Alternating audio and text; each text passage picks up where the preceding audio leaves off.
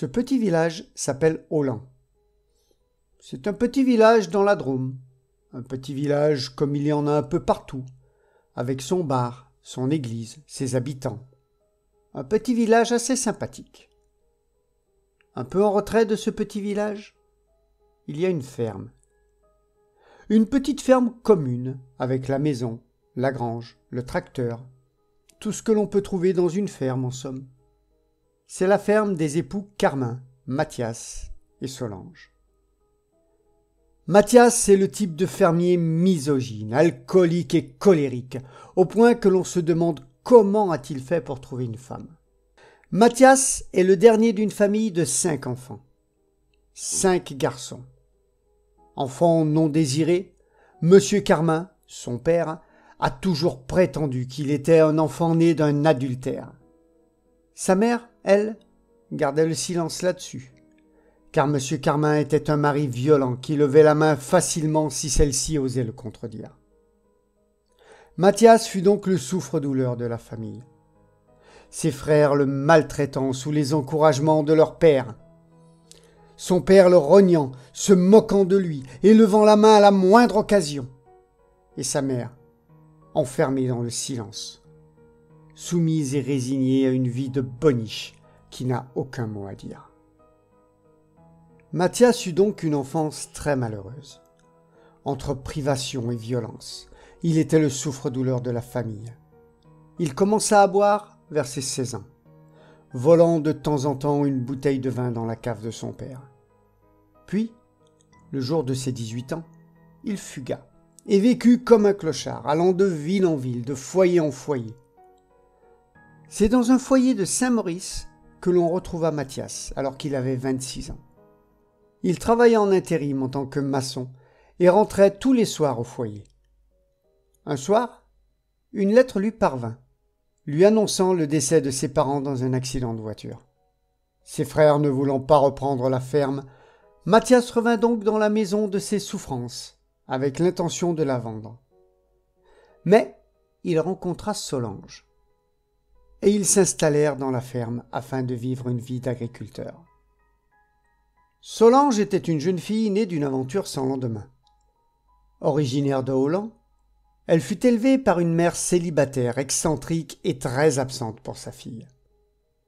Solange n'eut pas d'enfance car elle dut très jeune apprendre à être autonome. Elle rencontra Mathias alors que celui-ci revenait à Holland afin de mettre la ferme de ses parents en vente. Le visage de l'homme lui rappelait quelque chose, mais elle n'arrivait pas à mettre un nom dessus. Elle alla donc au culot engager la conversation.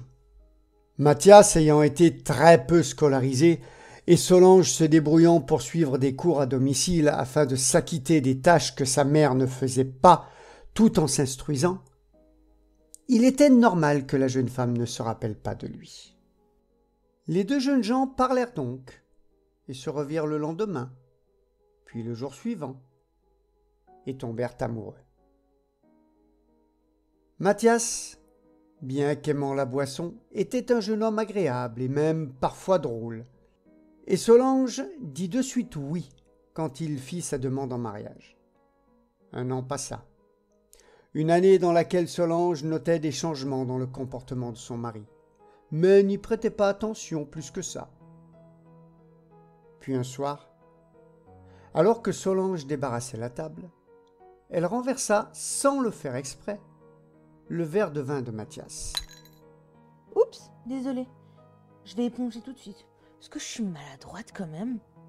Sans prévenir, et avant que Solange n'eût le temps de faire quoi que ce soit, une violente gifle arriva sur sa joue.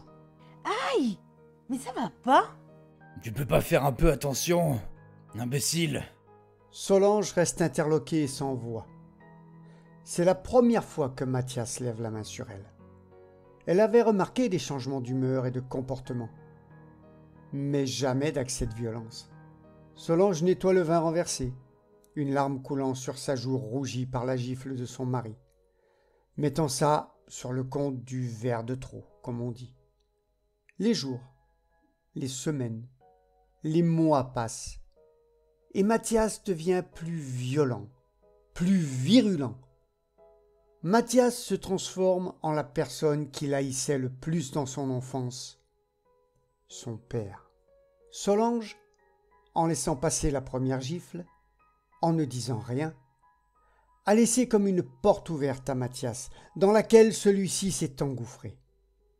Une porte ouverte menant vers une violence toujours grandissante de Mathias, brisant la pauvre Solange, la soumettant à cet homme qui, si charmant au début de leur relation, devient peu à peu un monstre tyrannique rattrapé par les démons de son enfance. 2 ans sont passés depuis la première gifle. Et déjà, Solange n'est plus la même.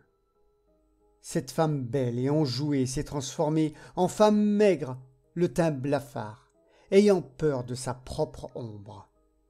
Mathias, lui, s'est transformé en son père, violent, alcoolique, qui ne sait parler qu'en criant et dont la misogynie n'a pas d'égal. Il est courant que, dans ses accès de colère alcoolique, il mette sa femme dehors, lui ordonnant d'aller dormir dans la grange. Va dormir avec les poules. Vous vous comprenez entre poules. Va dormir avec les vaches. C'est là qu'est ta place. Solange, dans ces cas-là, va alors dans la grange et pleure une bonne partie de la nuit avant de s'endormir.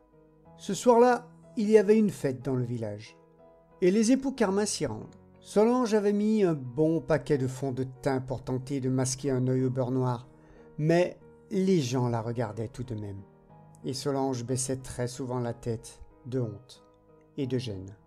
Mathias trouva sans peine le chemin de la buvette, délaissant sa femme, mais la surveillant du coin de l'œil.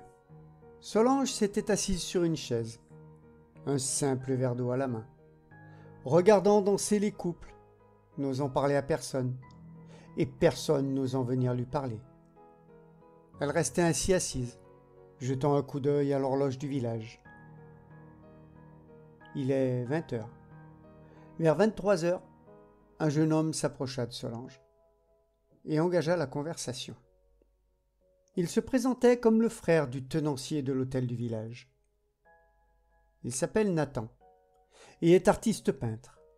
Il lui dit qu'il aimerait bien peindre le portrait d'une belle femme comme elle, si elle voulait bien lui sourire et délaisser son air triste. Ce discours du jeune charmeur fit sourire Solange, qui lui précisa tout de même qu'elle était mariée. Le jeune homme s'assit à côté d'elle et commença à lui faire la conversation. Des petits sourires naissaient sur les lèvres de Solange, alors que le jeune homme lui parlait et la complimentait sans se douter que de la buvette. Mathias, commençant à être fortement alcoolisé, les surveillait du coin de l'œil. Vers 23h30, les époux Carmin rentrent chez eux, et sur le chemin du retour, Solange n'y coupe pas. Alors, traîner, tu dragues quand je suis avec les copains? Mais non, enfin. Tu te trompes, chérie. Le dos de la main de Mathias vient s'écraser sur la joue de Solange. Tais-toi. Ferme-la, t'as rien à dire. Tu crois que je t'ai pas vu avec tes petits sourires de traîner? Solange se tait et sanglote le reste du retour. Va dormir avec les poules. Poules de luxe. Tu rentres pas à la maison. Je veux pas d'une traînée dans mon lit. Solange ne dit rien. Elle se tient la joue et s'en va à la tête basse, en direction de la grange. Elle s'assoit dans un coin, la tête dans les mains, et se met à pleurer à chaudes larmes. Il est environ 00h30, quand Solange entend un bruit. Elle se lève et va voir à l'extérieur. De l'autre côté de la barrière, le jeune homme de la fête est là et sourit à Solange. Mais que faites-vous là? Vous êtes fou? Si mon mari vous voit... Allons, allons, une belle femme comme vous avec les yeux pleins de larmes. Que c'est triste. Mais partez, voyons. Vous allez me faire avoir des ennuis. Je doute qu'il se réveille dans l'état où il est. J'ai remarqué comme il vous traite. Je peux, si vous le voulez bien sûr, vous aider à renverser la situation. Solange est indécise et perdue. Ses yeux sont plongés dans le regard du jeune homme qui semble l'hypnotiser, tellement son regard est profond et beau. Je vous promets que je ne vous dérangerai pas longtemps et que je serai déjà parti quand votre mari ouvrira les yeux. Je ne sais pas, Ça n'est pas convenable, voyons. Ce qui n'est pas convenable, ma chère, c'est la manière dont il vous traite. Donnez-moi l'autorisation d'entrer et je vous promets de vous montrer le moyen d'arranger tout cela. Je vous promets que si vous me laissez entrer, votre mari ne vous traitera plus comme il le fait en ce moment. Solange hésite, les yeux toujours plongés dans ceux du jeune homme. Puis, comme dans un rêve, comme si ses gestes étaient automatiques et non commandés par elle-même, elle ouvre le petit portillon, autorisant le jeune homme à entrer dans la propriété. 11 heures sonnent à l'horloge du salon. Mathias se lève, persuadé que sa femme est en train de faire les corvées depuis le lever du jour. Dans la cuisine, pas de petit déjeuner sur la table. Le silence dans la ferme est total. Solange, nom de Dieu, qu'est-ce que tu fous? Aucune réponse. La ferme reste silencieuse. Où est-ce qu'elle est passée, nom de Dieu? Elle veut s'en prendre une, elle s'en souviendra. Mathias se rend trompe dans la cour et se dirige vers la grange. Solange, bordel, ça va barder, je te préviens. Aucun bruit dans la grange, si ce n'est les bruits familiers que l'on entend habituellement dans une ferme. Mathias est hors de lui. Il cherche partout, sans trouver sa femme. Nom de Dieu, elle est passée où, bordel? Mathias se souvient alors du jeune homme de la fête. Non, c'est pas... Nom de Dieu. Mathias prend sa voiture et prend la direction du village. Il cherche partout, demande à tous les gens qu'il rencontre. Mais rien. Personne n'a vu ni Solange, ni le jeune homme. Il est 18h quand Mathias rentre à la ferme, après avoir été à la gendarmerie pour déclarer la disparition de sa femme et s'être énervé après que les gendarmes l'aient un peu remis en place, en lui disant qu'elle était peut-être partie, que de la manière dont il la traitait, elle était peut-être mieux ailleurs, etc., etc. Cela dit, un commissaire dit à Mathias que si elle n'était pas revenue demain, il lancerait un avis de recherche. Mathias mange un peu de charcuterie et boit. Il boit beaucoup, trop, en ruminant sur sa femme, sur le jeune homme et sur ces gendarmes incompétents. Vers 10h30, Mathias s'écroule sur son lit et s'endort d'un sommeil éthylique. 1h sonne à la grande horloge du salon. Mathias est réveillé par une série de claques violentes. Il tente de se redresser, mais en est incapable. Ses jambes et ses poignets sont solidement liés aux 4 montants du lit. Il arrive péniblement à relever la tête et voit sa femme, à genoux, les jambes de chaque côté du corps de son mari et son postérieur posé sur le ventre de celui-ci. Mais que... Solange, mais qu'est-ce que tu fous, bordel? Solange sourit, un sourire que Mathias ne lui connaît pas. Un sourire carnassier. Elle enlève les chaussettes qu'elle porte aux pieds et fait une boule avec. Puis force Mathias à ouvrir la bouche en tirant fort sur sa mâchoire. Une force que là aussi Mathias ne lui connaissait pas. Puis on fourne la boule de tissu dans la bouche de Mathias en pressant sur la mâchoire pour que celui-ci garde la bouche fermée. Ferme-la, Mathias, et écoute bien attentivement. J'ai vécu avec toi des années d'horreur.